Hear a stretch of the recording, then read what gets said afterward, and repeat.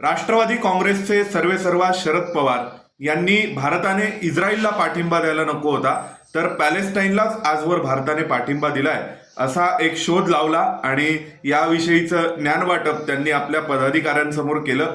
त्या पदाधिकाऱ्यांनी सुद्धा शरद पवार म्हणतायत म्हणजे हे ब्रह्मवाक्य असावं याच्या आविर्भावात शरद पवारांचं म्हणणं स्वीकारलेलं आहे. आणि मग त्यानंतर 3-4 दिवसांनी महाराष्ट्र भाजपचे नेतेही जागे झाले आणि त्यांनी शरद पवारांवर टीका करायला सुरुवात केली आहे. या सगळ्याविषयी बोलण्यासाठी नमस्कार, मी सोमेश कोलगे, तुमचं पुन्हा एकदा युट्यूबवर मनपूर्वक स्वागत.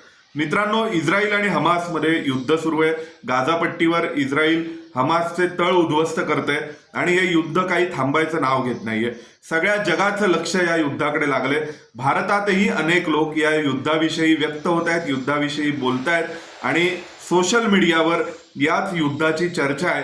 शेअर मार्केटमध्ये या युद्धाची चर्चा आहे आणि त्यामुळे या युद्धाचे परिणाम सगळ्या जगावर झालेले आहेत. स्वाभाविक शरद पवार यांनी राष्ट्रवादी काँग्रेसच्या पदाधिकाऱ्यांच्या मेळाव्यामध्ये अशी भूमिका घेतली आणि पंतप्रधान नरेंद्र मोदी यांना उद्देशून शरद पवार म्हणाले की मोदींनी इस्रायलला पाठिंबा द्यायला नको होता, पॅलेस्टाईनला आजवर भारताने समर्थन दिलेले.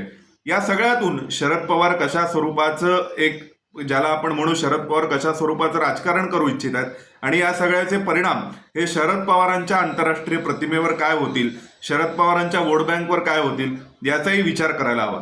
एक आश्चर्याची गोष्ट म्हणजे शरद पवारांनी असं म्हटल्यानंतर याविषयी प्रतिक्रिया महाराष्ट्रातील कोणत्याही भारतीय जनता पक्षाच्या नेत्याने दिली नव्हती. सर्वात पहिल्यांदा प्रतिक्रिया आली ती आसामचे मुख्यमंत्री हिमंता बिस्वा शर्मा यांना याविषयी प्रश्न विचारण्यात आला आणि त्यावेळी हिमंता बिस्वा शर्मा म्हणाले की मला असं वाटतं शरद पवार सुप्रिया सुळेंना हमाससाठी लढाईला पाठवतील किंवा ते गाझामध्ये जाऊन लढाई करतील हमासच्या समर्थनार्थ.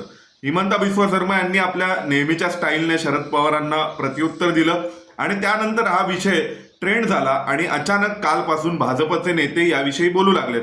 माझा असा अंदाज आहे की शरद पवारांना या विषयावर कॉर्नर करावं आणि कॉर्नर केलं जाऊ शकतं हे भाजपच्या महाराष्ट्रातील नेत्यांना दिल्लीतून सांगण्यात आलं असावं.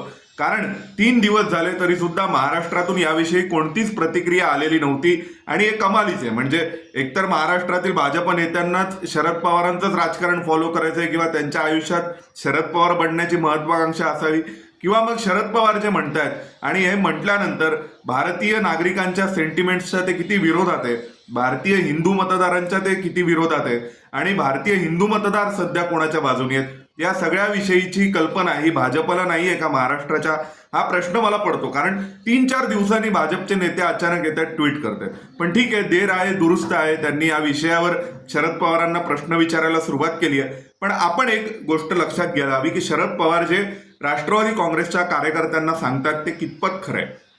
मूळ मुद्दा लक्षात घ्या की इस्रायलचा पाठिंबा देणं भारताने हे या युद्धात पॅलेस्टाईनच्या विरोधात आहे की दहशतवादाच्या विरोधात आहे हे आपण लक्षात घ्यायला हवं.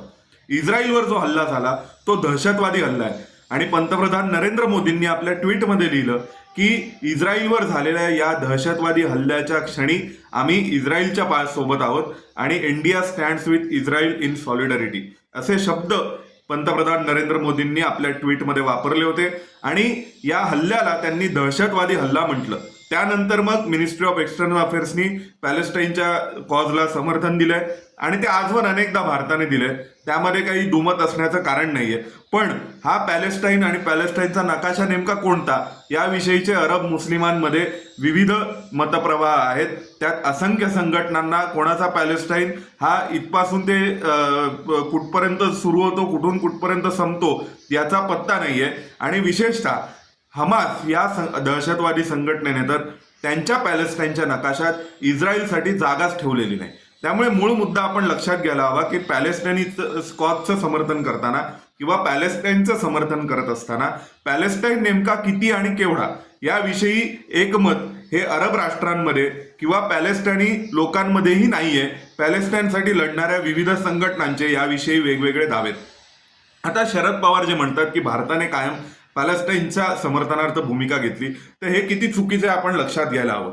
पंतप्रधान नेहरूंना आईन्स्टाईन यांनी लेटर लिहिलं होतं. त्यावेळी अल्बर्ट आईन्स्टाईन हे स्वतः ज्यू होते, वैज्ञानिक होते, आपल्याला सर्वांना माहिती आहे. त्यांनी जूनसाठी एक देश असावा आणि त्या देशाला समर्थन भारताने द्यावं असं नेहरूंना पत्राद्वारे कळवलं होतं. पण नेहरूंनी त्यावेळी या सगळ्याला विरोध केला आणि ते म्हणाले की दुर्दैवाने मी अशी भूमिका घेऊ शकत नाहीये. त्यानंतर मग 1950च्या आसपास भारताने इस्रायलला एक देश म्हणून मान्यता दिली. 1953च्या दरम्यान इस्रायलला भारताच्या मुंबई या आर्थिक राजधानीमध्ये त्यांचं वाणिज्य दूतावास म्हणजे कॉन्सुलेट उभी करण्यास परवानगी देण्यात आली.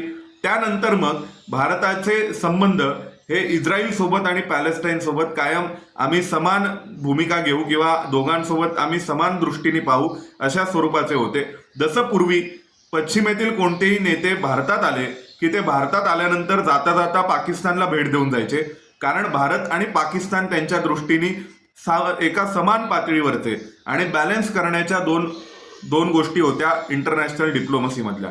नंतर ती परिस्थिती बदलली. आता भारताची इंडिपेंडंट व्हिजिट होते आणि त्यानंतर पाकिस्तानला भेटायला नंतर स्वतंत्रपणे लोक येतात. पण पूर्वीच्या काळी भारतात आले की भारतातून जाताना पाकिस्तानला भेटायचा असा एक अलिखित संकेत होता. तशीच गोष्ट भारताने इस्रायल पॅलेस्टाईनच्या बाबतीतही बऱ्याचदा बाळगली होती की इस्रायल पॅलेस्टाईन दोन्ही समान आहे. जेव्हा कधी इस्रायलचा विषय यायचा त्यावेळी त्यासोबत पॅलेस्टाईनचा उल्लेख भारताच्या वतीने केला जायचा, असं आजवर झालेलं आहे. आता आपण लक्षात घ्यायला हवं की शरद पवार जे स्वतः सांगतात की इस्रायलचं समर्थन करायला नको, ते शरद पवार, कपिल सिब्बल आणि कमलनाथ यांचं एक डेलिगेशन 2006 साली इस्रायलच्या दौऱ्यावर गेलं होतं आणि इस्रायलला जाऊन ते परत आले.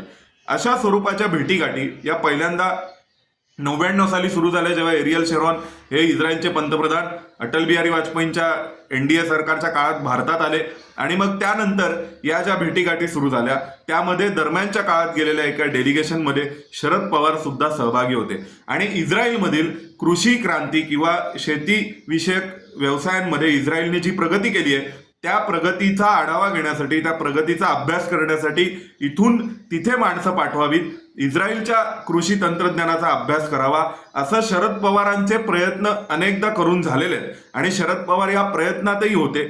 शरद पवारांनी आपलं जे एक आंतरराष्ट्रीय वजन निर्माण करायचा प्रयत्न केला होता त्या सगळ्यामध्ये इस्रायल हा देश शरद पवारांसाठी फार महत्वाचा होता. इस्रायलच्या अनेक अधिकाऱ्यांना शरद पवार अनेकदा भेटलेले आहेत. त्यामुळे शरद पवार आज नरेंद्र मोदींना जे सांगतायत ते नेमकं कशाच्या दृष्टीने, कशावर डोळा ठेवून सांगतात हे आपण लक्षात घ्यायला हवं.